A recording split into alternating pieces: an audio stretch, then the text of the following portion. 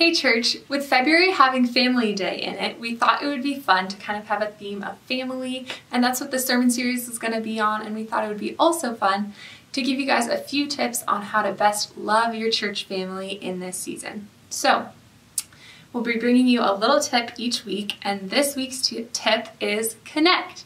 Now that might seem kind of obvious, but I think it's obvious for a reason and it's still worth stating. Everyone knows that in normal families and natural families, you have to spend time together and really communicate a lot to be a healthy family. And so you can't expect to feel a part of the church family if you don't talk to anyone in the family. And I think this is something that Impact is so good at doing. It's part of our DNA for sure, and that's why this season of COVID has been so hard for us, because we're not the type of people who just come and sit and receive and then leave on a Sunday morning. People love to chat and connect before and after services, and so we're so good at that at Impact already, but I want to encourage anyone who's maybe new or who's been around for a while but hasn't connected with people as much in this capacity to go for it in this season. So yeah, I know it can be kind of awkward to do and kind of hard to take that first step in, and I feel like one of the best pieces of social advice in this area is that if you feel lonely or awkward, go and look for someone else who looks lonely and initiate with that person. And I feel like this is something we say to kids a lot, but we don't necessarily do ourselves as adults, and so don't be timid. Let's set an example of pursuing community and connection. So how can we do this right now?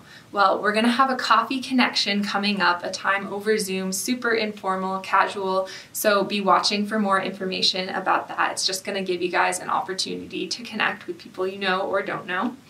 And we have the Thrive Parenting course coming up. Now you might think that doesn't really have to do with connecting, but I think one, sign up for it because it's going to be awesome in and of itself, but two, I found it's things like that course that over time help you get to know other people by learning alongside other people, or whether it's serving alongside other people. Those are great ways that aren't necessarily just sitting down and talking, but a lot of those small connections like that can add up over time to bring true friendship about. So, and the last thing is our prayer nights that we have the last Monday of every month. So those are a great way to, we always chat at the beginning of them and then have prayer time. So it's a great way to get to know some other people and connect.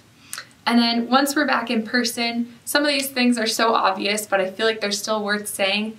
Go up to people, go chat with people that maybe you've never met before, ask people for their numbers, friend them on Facebook, whatever it might be.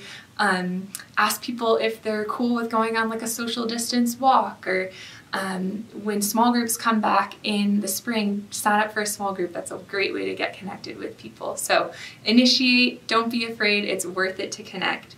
Romans 12 talks about how in Christ, though we are many, we form one body, the church. And one of my personal favorite things about the church is that it connects me with so many people who are so different from me, different ages, different interests, different backgrounds, but we all have the one thing in common of following Jesus and seeking to following him.